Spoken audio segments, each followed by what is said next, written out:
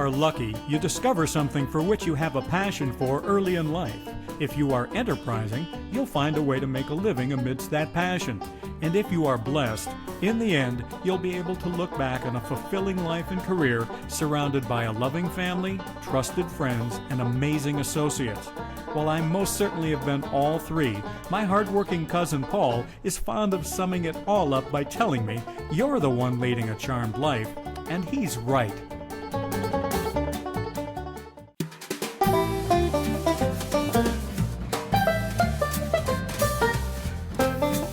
Growing up in Oshkosh, Wisconsin during the late 1950s and 60s, I experienced the kindness and optimism that permeated our culture during those post-World War II years. In this idyllic surrounding, I led a pretty much normal childhood and adolescence. I opened a saloon in our basement, rode a unicycle to school, and at the age of 15, following a seemingly natural course of order after visiting Shakey's Pizza Parlor, decided that I wanted to become a banjo player. That visit to Shakey's flipped a switch inside of me. The banjo, the lights, the animation of the audience, and those wonderful old songs all told me I had found my calling.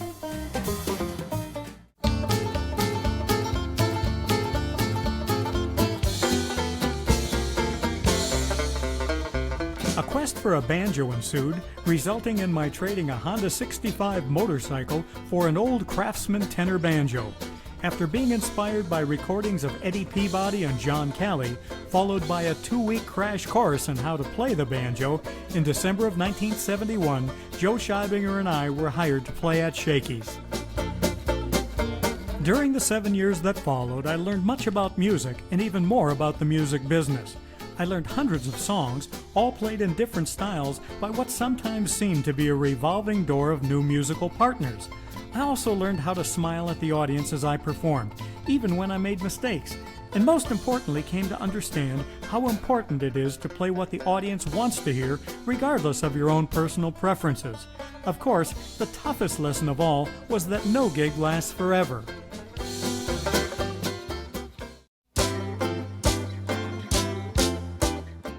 When Shakey's cut out live music, I was forced to reinvent myself quickly.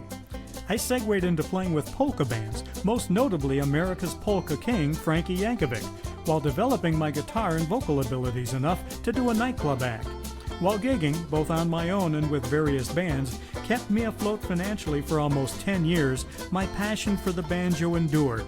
As such, when I was offered a job playing the banjo as a musical goodwill ambassador for Ember Brands, a division of Sara Lee Corporation, I couldn't get my suitcase packed up fast enough. Performing around the country as part of a group called the Lean and Tender All-Meat Band, we had a marvelous time seeing this great nation as we played at trade shows, store openings, and civic events.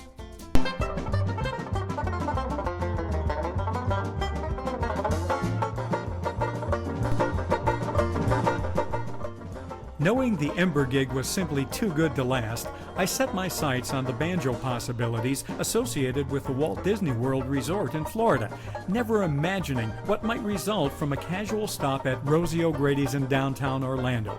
Much like the sensation I experienced at Shakey's, when I walked into Rosie's, I knew I had found a new home. During the 13 years that followed, I worked with the world-famous banjo band, did over 15,000 solo daytime shows at Rosie's, played countless nighttime gigs at Church Street Station, and became a regular at Disney night spots such as the Empress Lily, the Port Orleans, the Dixie Landings, and the Hoop-Dee-Doo Revue. While I accept that no gig lasts forever, my time in Orlando, particularly at Rosie O'Grady's, represents some of the best years of my life, both personally and professionally.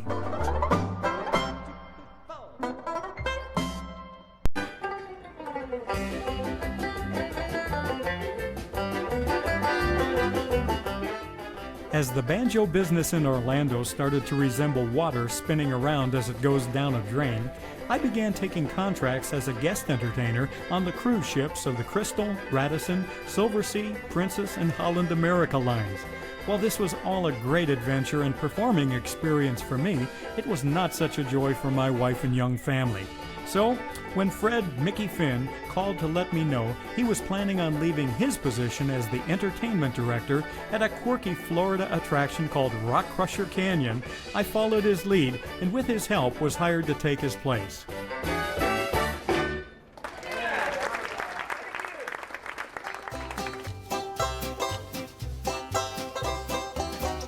Although that time marked the beginning of the end of my professional performance career, not performing for a living allowed my music to grow in new and refreshing directions. Given the freedom to develop new material in different musical styles with dear friends, both old and new, is always an inspiration and a true joy. Most notable was my unforeseen yet delightful collaboration with Buddy Wachter. Working in partnership with the finest, most musical four-string banjo player I have ever encountered has been an unspeakable privilege, the result being not only a treasured friendship, but the best music that I will ever have had a hand in creating.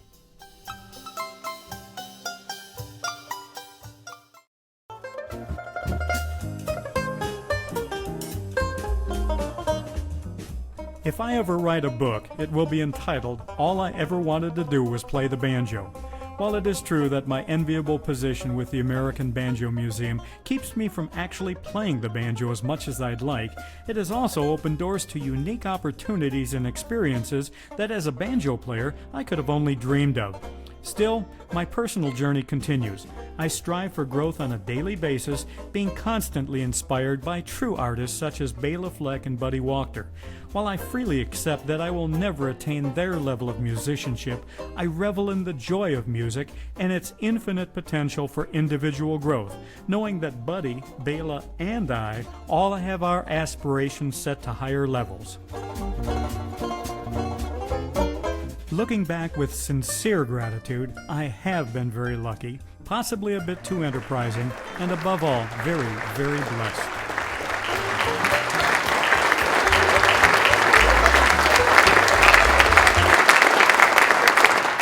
Johnny's pointing at his watch, which he often does during that. In a movie someplace, one of the lines was, "This was my life." You all got jobs, aspirations, dreams. Years ago, Johnny, me, many of us, got interested in this instrument. It became our lives. The passion, the curiosity. Eddie Peabody was the guy when we were kids. And Eddie was out there playing. And so were Earl Scruggs and Don Reno and Crow, monstrous players. You could go see them. The pantheon of greats. We were so taken by these guys that we studied every note they played. We memorized the lines. We studied the banjos, the instruments, the company, the art, the design, the guys who made them, the music. Over the years, we took some different paths, Johnny and me. And where I took a path to play music, John continued to acquire knowledge. So much. My dad once drew a pie on a blackboard and said, "Son, this slice here, this little slice, that's what you know. This little slice here is what you know that you don't know. And all the rest of that pie is what you don't know that you don't know." What Johnny's life has been about is acquiring the skills and the knowledge to express all the stuff that y'all know, me included. Y'all don't know that you don't know it. And he's created within himself a kind of, and with the museum now, a repository, this immense compendium of information about the threads on every imaginable tailpiece and the patents and all the music, the banjo parts, the instruments, the players, personal letters from them. So much of all that. He interviews guys, he talks about it. And his vision was to bring this all together to a place that could be the epicenter for all banjo in the world. And little by little, year by year, that's happening. And that was your vision. I didn't know what to say tonight. But it brought to mind a quote that I learned from my dad as a kid by George Bernard Shaw. And I'm dedicating this quote to you because it's your life. John and I have been friends for going on 40 years. I've seen him at his best and his worst. He's a gentleman, always. The quote is this: "This is the true joy in life." I'll talk to you.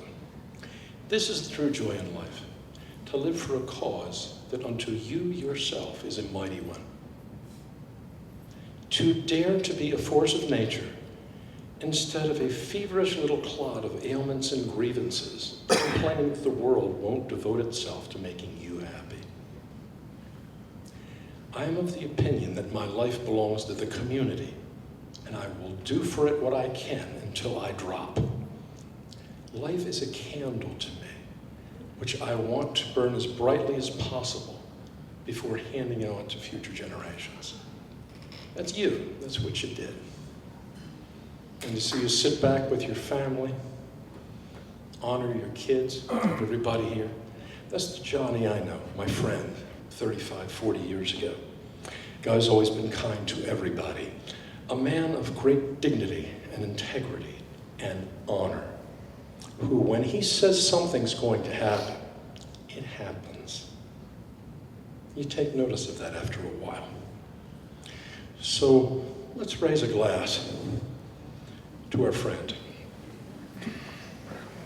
to a good man, a wise and kind man, and to all that you've done for this community. That splendid torch that Shaw talks about is your music, John. And the flame is the museum. And you will make this burn as brightly as possible before handing it on. But you're one, as a friend of mine who lives in India said, I got you into toast. I once said, geez, he's 1 in a million, Ricky. He said, that's not very many. You're 1 in 7.5 million, kid. Here's to you.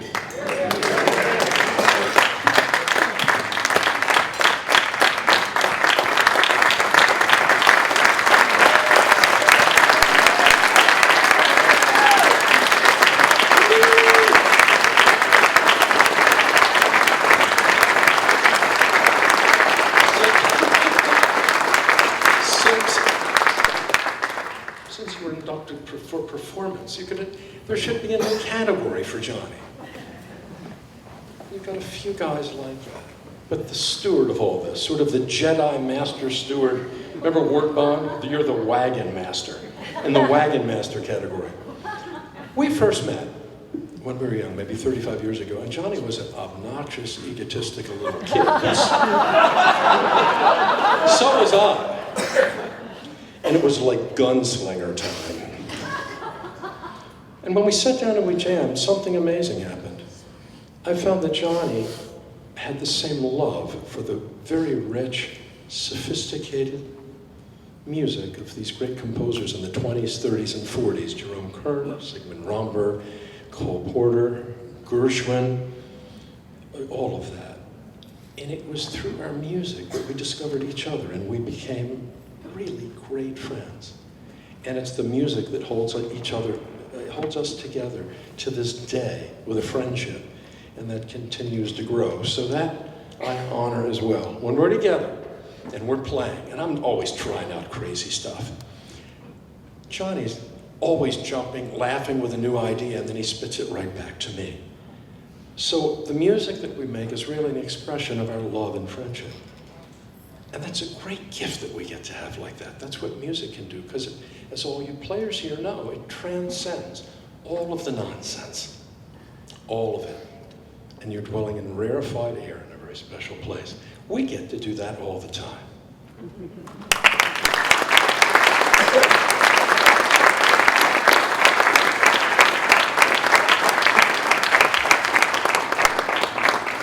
Thank you.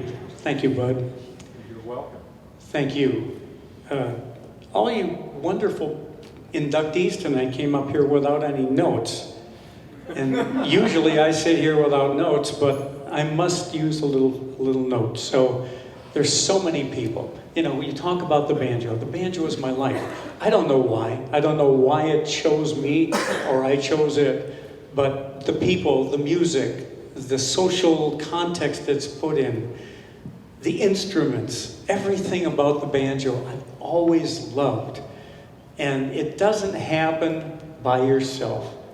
It's a lot of people. And I've got thousands of them. And I'm going to name them all and give a small anecdote about each.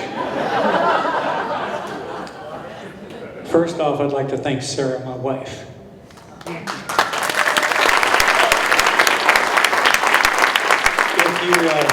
She's been along for most of the ride. She's put up with, she's really been flexible, allowing me to follow my dream. And if you appreciate anything I've done, you need to thank her. My family, Alyssa, Michael, and Matt, they had their life uprooted several times so I could follow my dream.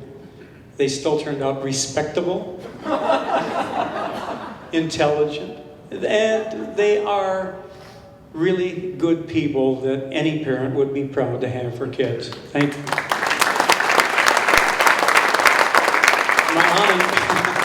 My mom and dad loved music, and he always had records playing and all that sort of stuff. He was very proud of my performance career. Mom didn't quite get it. She can't, Grandma, I got whiskey. My mom can't be here tonight, but Mom would ask me what I do for a living, and I would tell her explain what I did for a living. And she would say, "And they pay you for that?" True. And Doug kind of touched on it. If you believe in what I'm doing, I'll never let you down. That's kind of my mantra for the whole thing. This guy's yawning, so I'm going to move on. I haven't seen a yawn like that since the jungle ride at the Magic Kingdom.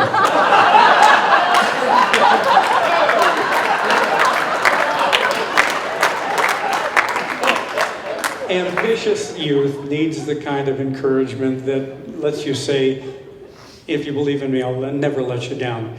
Guys like Joe Gallagher, Glenn Peisker, Milt Burley, they were there in my youth, and I still keep trying to make sure I never let them down. There were not necessarily employers, but there were people who were there at the right time and did exactly the right thing to push a young person along. John and Dolores Supley, they owned Shakey's in Oshkosh. They hired me after 2 weeks. I didn't play the banjo. They said, "We'll give the kid a try." You think I'm kidding? There were people like Clyde Richelieu, Clyde, no one knows him as Clyde, but C.C. Richelieu. He saw this youthful passion, and he helped me design a professional course to learn how to make a living out of it. That took an awful lot for a young guy to say, "Well, I just love it. Aren't the jobs going to be there?" Jody Peck at Ember Brands, the Ember Lean and Tendon. You like that band, didn't you? The all-meat band. You'd think we got all the gals with that title.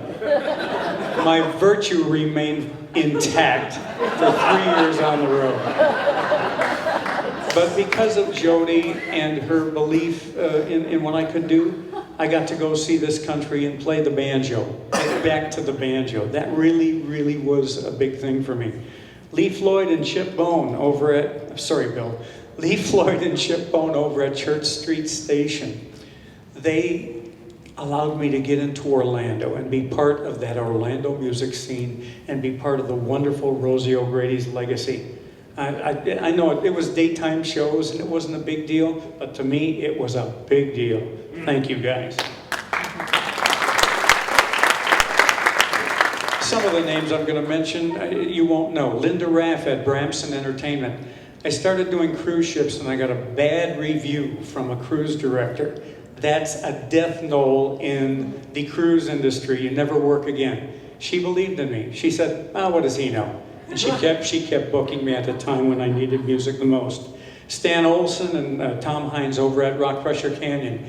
They allowed me to develop an administrative role and skills and concert promotion and things in music that banjo players shouldn't be doing. Why was I booking Willie Nelson? But I was, because those guys believed in me. But they always said, we want you to keep up your performance. We want you to stay current because we like what you do on stage. All those things really meant a lot to me. And Jack Canine changed my life.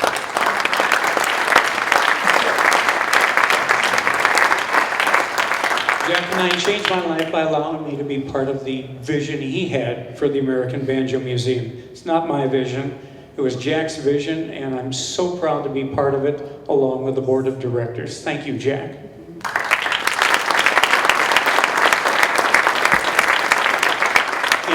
In times when decisions need to be made that ultimately affect your life, it's great to have really trusted friends and confidants. Yes, Doug, you are one of them. Yeah.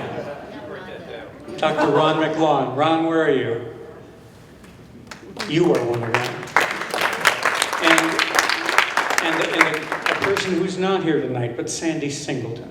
His family is here tonight. It all meant so much to me. And now I just have to, please bear with me, I need to name some names. Creation of music is done best when it's done with others. And the Shakey's, early Shakey's pizza parlor guys, the piano players, not guys, guys and gals, Joe Scheibinger, Patty Lee, Herb Kleinfeld, Ron Denk. You don't know those names, but every bit of my music has a little bit of them in it. I became kind of a soloist over the years, and like Bob Snow says, you banjo players need a support group, and we do. And I want to comment on a couple of them. I mean, guys like Harry Jenks, only the oldest of the old-timers here would remember Harry Jenks. Harry Jenks, Al Vunovich, I know Paul and Lance remember him. They were there. Lynn Shoemaker, dear departed. Larry Rutan is here tonight. Larry, thanks for being here. Randy Morris is here. I'm sorry, I can't read without my glasses and tears in my eyes. Our dear friend Bob Alexius, Tom Owens, Tyler Jackson. They were always there and ready to make my shows come to life at the festivals. Thank all you musicians. It was wonderful. And thank you. It's past 10 o'clock. Your hands are already tired. Let me just get done with this thing, okay? You know, being a soloist is wonderful, but the collaborations I've had with other musicians has really been done in the spirit of friendship and the spirit of kind music. That's what I love. Paul Erickson, Lance Dekow, Tyler Jackson, I don't know where Tyler's sitting, Linda Lehman, and of course, my friend Buddy Wachter. The most thrilling moments I've had has been with you all. Thank you. I'm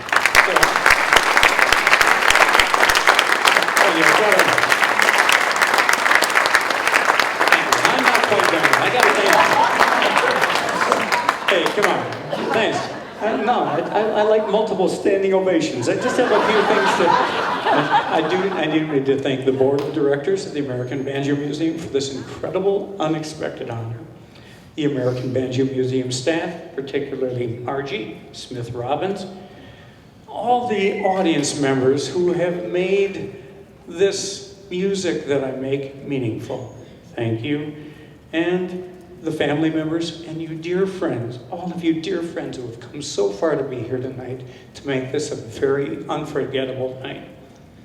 I congratulate the other Hall of Fame inductees, past and present, and thank them, including all the banjo players everywhere, no matter where they are, for allowing me to be in their presence. I hope that I have more years to earn this honor you're giving me tonight and to be worthy of it. Thank you.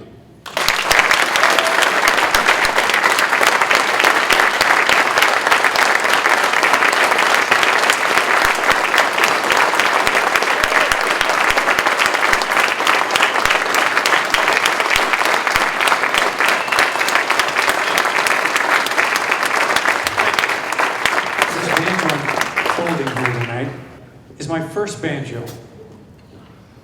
It's been up in the attic of my parents' house for decades. It bounced around cars, storage units. You can laugh if you want to, it's the truth.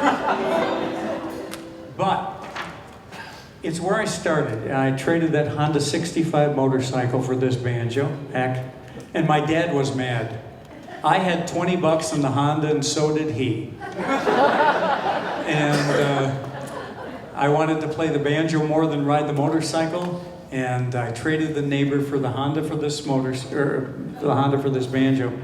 And certain instruments are kind of exceptional. I hadn't looked at this instrument until last week for about, 45 years. I took it out of the case, and it was still out of tune.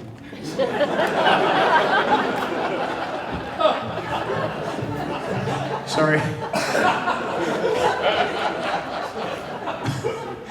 Musicians joke there, folks. You can go home in a few minutes, trust me. My dad used to get records from the library.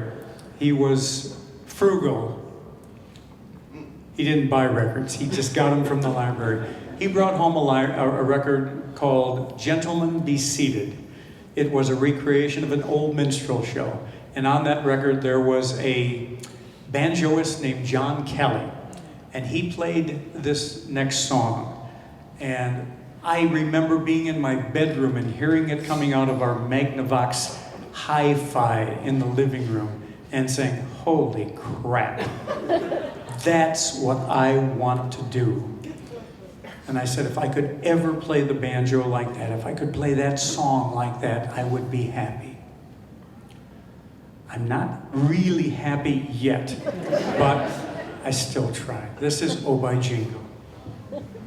Ready, guys? Yep. 1, 2.